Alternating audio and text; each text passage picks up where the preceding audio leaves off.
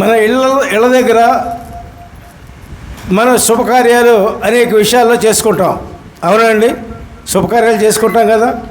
పెళ్ళిళ్ళు కానీ ఏదో శుభకార్యాలు మనం చేసుకుంటూ ఉంటాం. ఆ శుభకార్యం జరిగేటప్పుడు పలానా రోజున మా శుభకార్యం అని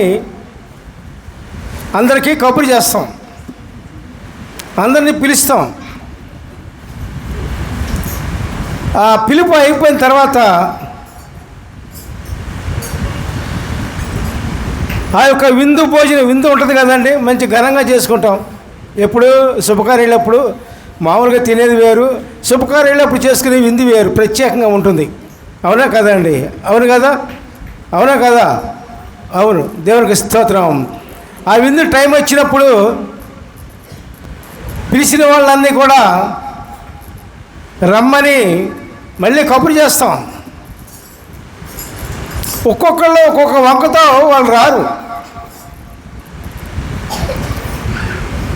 ఒకరికి నేను పొలాలు కొనాలని వంకతో, నేను పెళ్లి చేసుకున్నానని వంకతో, 5 జతల ఎడ్లు కొన్నానని వంకతో వంకలు పెట్టుకుని ఎవరు కూడా పిలుపుకు రారు. అప్పుడు దేవుడు కూడా మనల్ని పిలుస్తూ ఉన్నాడు, ప్రతి ఒక్క వ్యక్తిని కూడా. అందరూ దేవుని బిడ్డలే, దేవుని మూలంగా జన్మించిన వాళ్ళమే, దేవుని మూలంగా ప్రాణం పోయబడ్డ వాళ్ళమే. అందరినీ దేవుడు పిలుస్తున్నాడు కాబట్టి ప్రతి ఒక్క వ్యక్తి కూడా దేవుని పిలుపుకు లోబడాలి.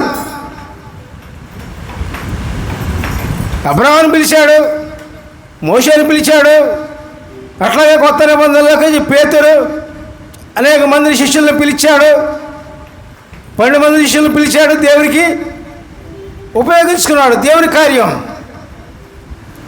అట్లాగే ప్రతి ఒక్కరిని కూడా పిలుస్తూ ఉన్నాడు.